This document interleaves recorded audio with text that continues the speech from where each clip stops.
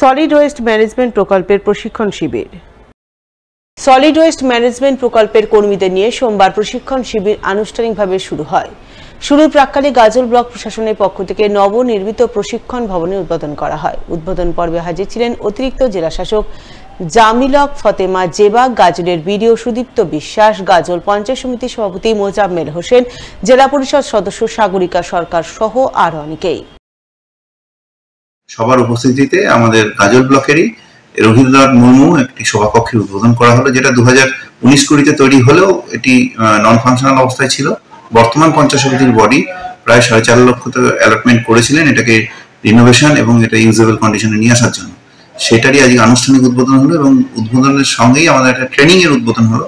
যা কাজ চলছে এমআরএফ গুলো তো তৈরি হয়ে গেছে, এবার এগুলো কাজ করার জন্য আমাদের প্রশিক্ষিত লোক দরকার। সেই প্রশিক্ষণ দেওয়ার জন্য জেলার এবং রাজ্যের অনুমতি নিয়ে আমরা এই আজকে ট্রেনিং শুরু করলাম।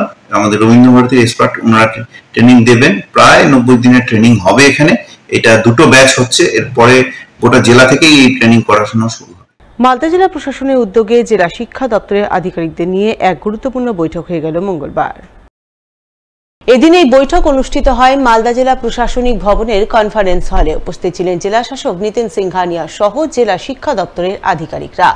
বৈঠকে জেলা শিক্ষা ব্যবস্থা, বিশেষ করে বিভিন্ন স্কুলের পঠন পাঠন, পড়ুয়াদের স্বাস্থ্য, মিড ডে মিল ব্যবস্থা, স্কুলের পরিকাঠামোগত দিক ইত্যাদি নানান বিষয় আলোচনা চলে বলে জানা গেছে।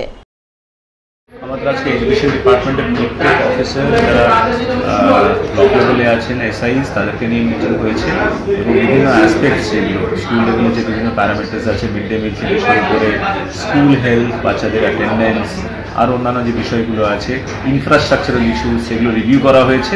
যা যা ইস্যুস আসছে সেগুলো ইমিডিয়েটলি টেক আপ করা হচ্ছে এবং যে স্কুলে কোনো ম্যাল প্র্যাকটিস যদি চলছে সেটাকে আরও ভালো করে ইন্সপেকশন করে স্ট্রিক্ট অ্যাকশন নিতে সবাইকে বলা।